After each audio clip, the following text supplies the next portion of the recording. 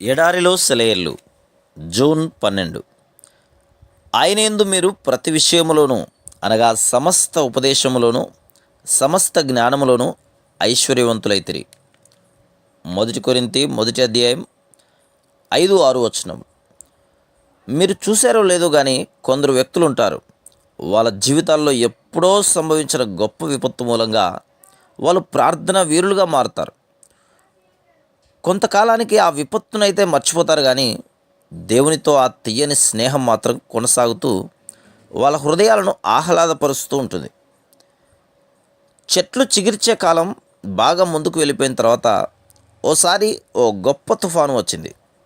అంతా చీకటి కమ్మింది. మబ్బుల్ని నిలువునా చీలుస్తూ ఘోషపెట్టే మెరుపులు తప్ప వేరే కాంతి కనిపించడం లేదు. గాలులు వీచినాయి, వర్షాలు కురిసినాయి. ఆకాశపు తలుపులు బార్లా తెరిసినట్టు ప్రళయం చెలరేగింది. అంతా సర్వనాశనమైంది. ఏదో ఒక ఆశ్రయం లేకుండా ఆరుబయట ఉన్నదేది ఆ తుఫాను దాటికి తట్టుకోలేకపోయింది. మహావృక్షాలే నిలువున చీరుకుపోయాయి.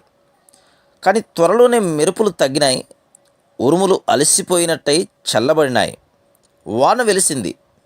పడమటి గాలి పరిమళాలను మోసుకొచ్చింది. మబ్బులు విడిపోయినాయి. నిష్క్రమిస్తున్న తుఫాను ఆకాశం మెడకి ఇంద్ర మనసును తువ్వాలుగా వేసి వెళ్ళిపోయింది. ఆ తుఫాను ఫలితంగా ఎన్నో వారాల పాటు మైదానాల్లో గరికపూలు తలలెత్తుకొని చిరునవ్వులు విరజమ్మినాయి. ఆ వసంతమంతా గడ్డి పచ్చగా ఒత్తుగా పెరిగింది. సెలయేళ్ళు నిండుగా ప్రవహించినాయి. చెట్ల నీడ నేలకి చల్లని గొడుగు పట్టింది. ఇదంతా తుఫాను వచ్చి వెళ్ళినందువలనే.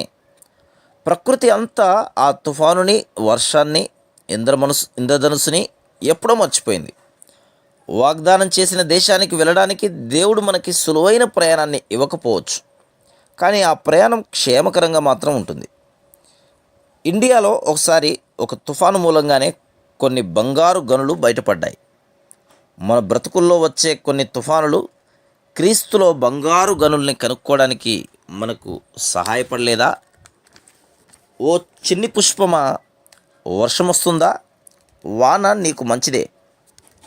ఎండ ఎక్కువైతే వాడిపోతావు.